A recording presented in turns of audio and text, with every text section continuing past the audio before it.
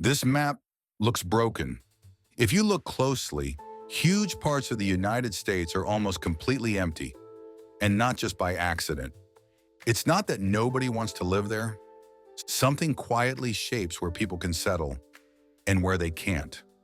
There's a kind of hidden rule built into the land itself, and once you notice it, the whole map of America starts to make a lot more sense. Look at where people actually live. It isn't spread evenly across the country. You see clusters, corridors, dense pockets of light, and then enormous empty spaces. Draw a line down the middle of the country.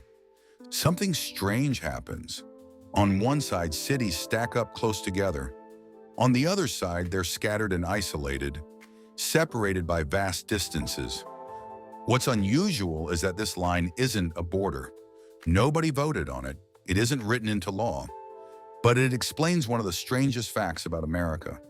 About 80% of Americans live on just a fraction of the land. The rest of the country, an area larger than most continents, holds surprisingly few people. That raises a big question. Why here and not there? The answer follows a boundary that existed long before the United States itself.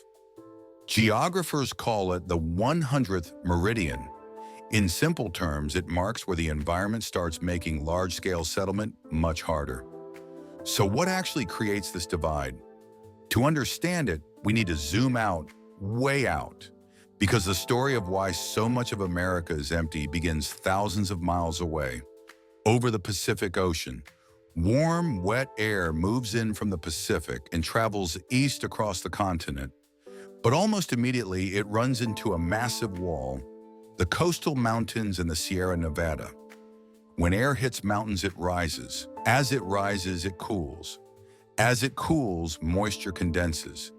The mountains literally squeeze water out of the sky. Rain, snow, storm after storm. Some mountain slopes receive enormous amounts of precipitation every year.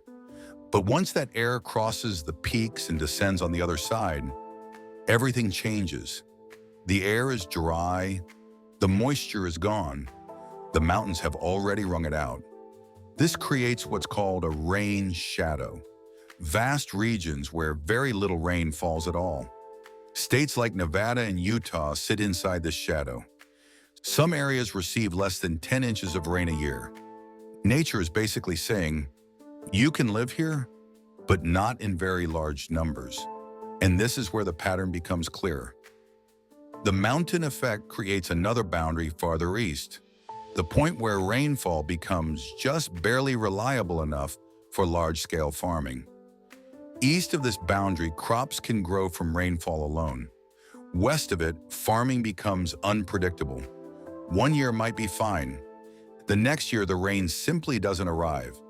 That boundary lines up closely with the 100th meridian. To the east, you find thick forests, fertile soil, and stable harvests. To the west, you see fragile grasslands, drought risk, and constant uncertainty.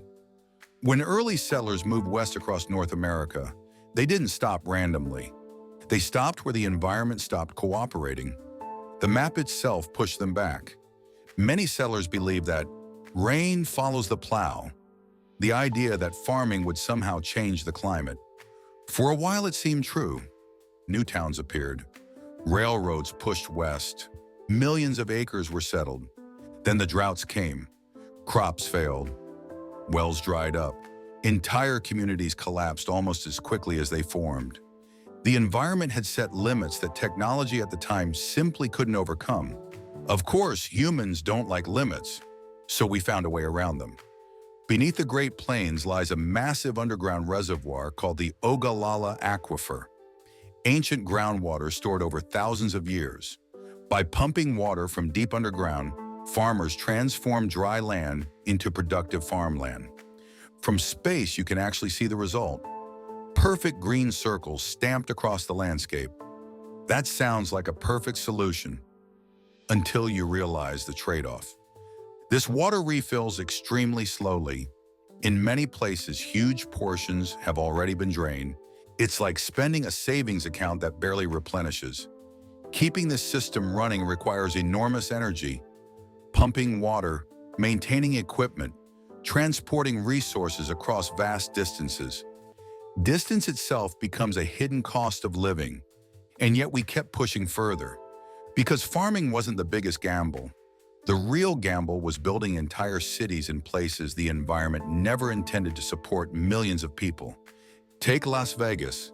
It sits in the Mojave Desert, one of the driest regions in North America, yet millions of people live there. The city survives through massive engineering, dams, reservoirs, pipelines, and constant energy use. Without that infrastructure, the city simply could not exist as it does today. Phoenix tells a similar story: extreme desert heat, sustained by canals and imported water. Even Denver depends on complex systems that capture snowmelt and reroute water across entire basins. These cities are extraordinary engineering achievements, but they also reveal something important. They show how much effort it takes to push back against geography. And the larger these cities grow, the more dependent they become on systems that must work perfectly every day. Modern technology makes these places possible, but it also makes them fragile. So what happens when geography quietly pushes most people into the same limited areas? You can see the results everywhere. Land becomes extremely valuable in regions where living is easiest. Housing prices rise, cities grow crowded, infrastructure strains under pressure. Millions of people cluster along coasts, river valleys, and fertile regions because those places offer stability.